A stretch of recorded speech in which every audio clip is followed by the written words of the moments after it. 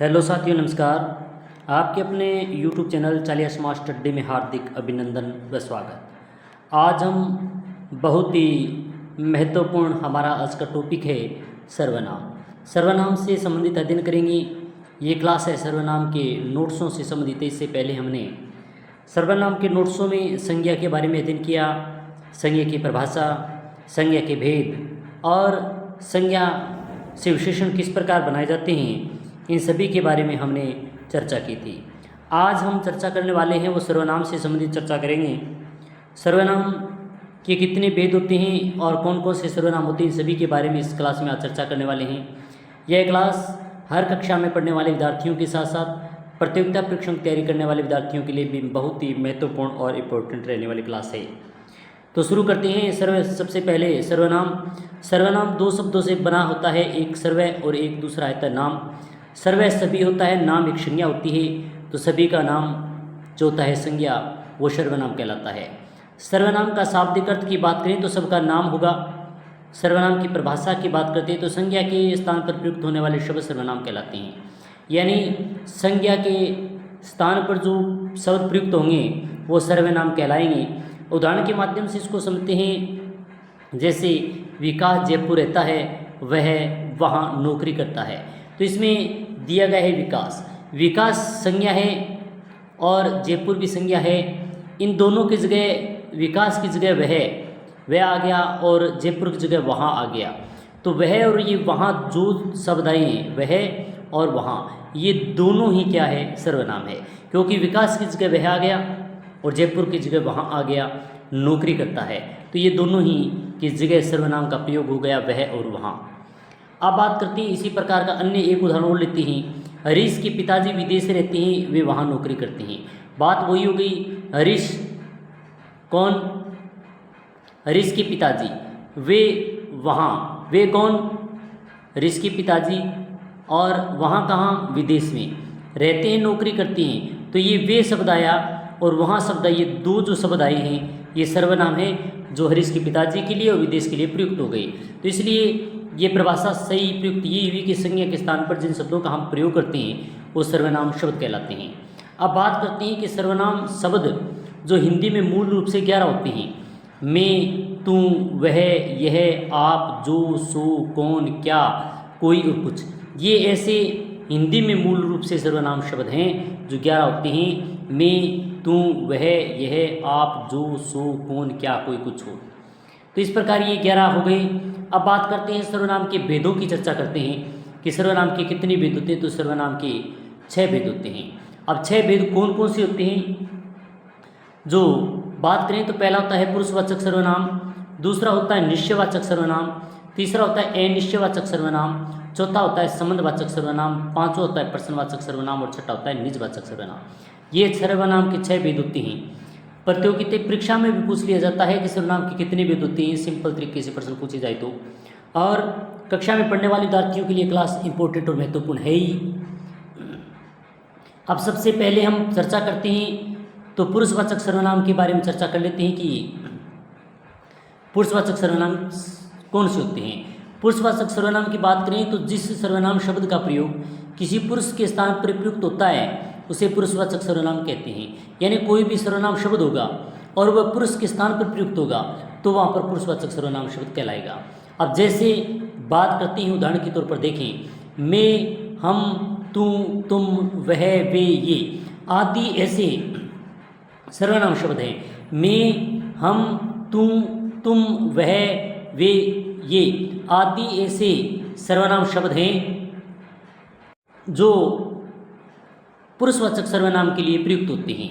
अब बात करते हैं कि कौन से परिभाषा के तौर पर उनमें देखें तो वे सर्वनाम शब्द जिनका प्रयोग बोलने वाला वक्ता, सुनने वाला श्रोता या किसी अन्य के लिए प्रयोग किया जाता है पुरुषवाचक सर्वनाम शब्द कहलाते हैं।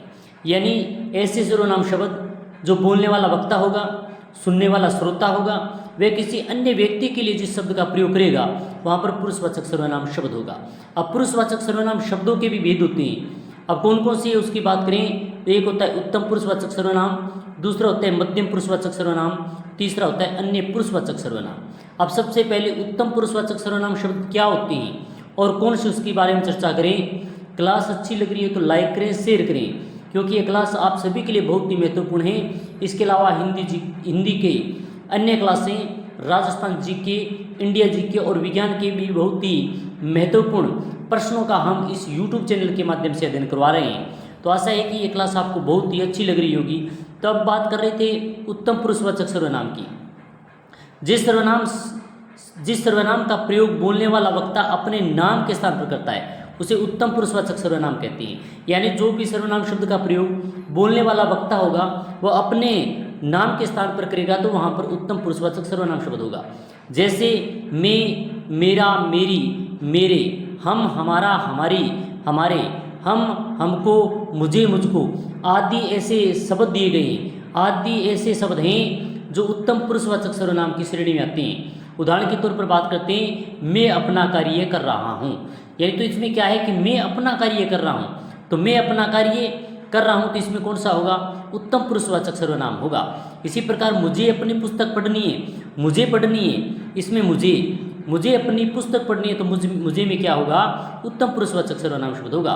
इसी प्रकार हम सबको कोरोना से मिलकर लड़ना है, यानी हम सबको लड़ना है, कोरोना से मिलकर लड़ना है, तो इसमें भी क्या होगा? उत्तम पुरुषवाचक होगा, जिसमें मैं है, मुझे है, हम सबको है, हम आदि ऐसे शब्द आए हैं जो उत्तम पुरुषवाचक सर्वनाम का बोध करा रहे हैं, तो वहाँ पर उत्तम पुरुषवाचक सर्वनाम शब्द होगा। अब बात करते हैं मध्यम पुरुषवाचक सर्वनाम, यानी जिन सर्वनाम शब्दों का प्रयोग सुनने वाले के नाम के स्थान पर किया जाता है उसे मध्यम पुरुषवाचक सर्वनाम शब्द कहते हैं।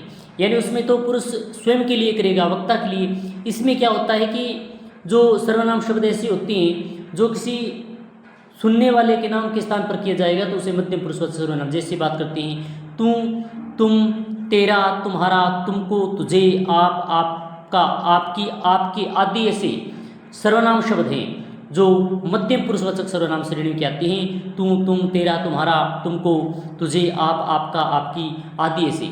अब उदाहरण के तौर पर देखें तो तुम अपना ख्याल रखना, तुम अपना, ये तुम आ गया तो ये क्या हो गया? मध्यम पुरुषवाचक सर्वनाम होगा।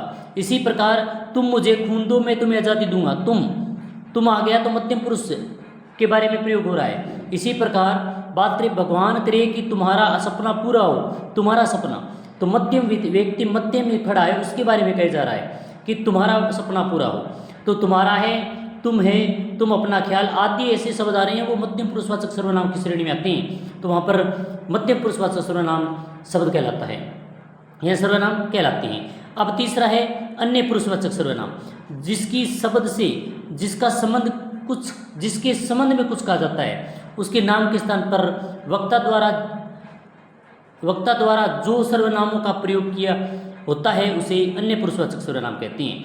यानी जिसकी संबंध में कुछ कहा, किसी के बारे में संबंध में कुछ कहा जाएगा और उसके नाम के स्थान पर जो शब्दों का प्रयोग करेंगे सर्वनाम शब्दों का, तो वहाँ पर अन्य पुरुषवाचक सर्वनाम शब्द, जैसे वह, उसका, उसकी, उनका, उसके, यह, ये, वे आदि ऐसे हैं।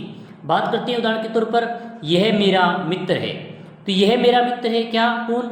यह मेरा मित्र है, किसी अन्य के बारे में कहे जा रहे हैं तो क्या होगा? अन्य पुरुषवाचक शब्द। उसको बुला कर लाओ, उसको नया पेन दो, उसकी कल सगाई है, उसको मत जाने दो आदि ऐसे शब्द हैं जो अन्य पुरुषवाचक सर्वनाम शब्दों का बोध करा रहे हैं। अब है दूसरा है निश्चयवाचक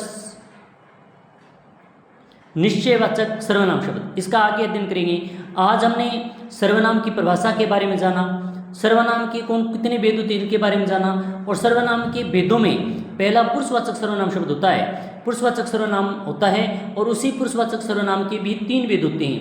उत्तम पुरुष क्या होता है, मध्यम पुरुष क्या होता है और अन्य पुरुष क्या होता है, इन बारे में हमने चर्चा की।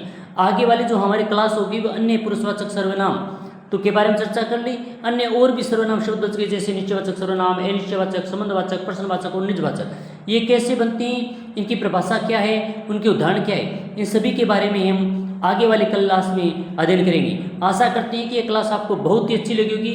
अच्छी लगी तो लाइक करें, शेयर करें। इसी प्रकार की महत्वपूर्ण क्लास के साथ फिर मिलेंगे।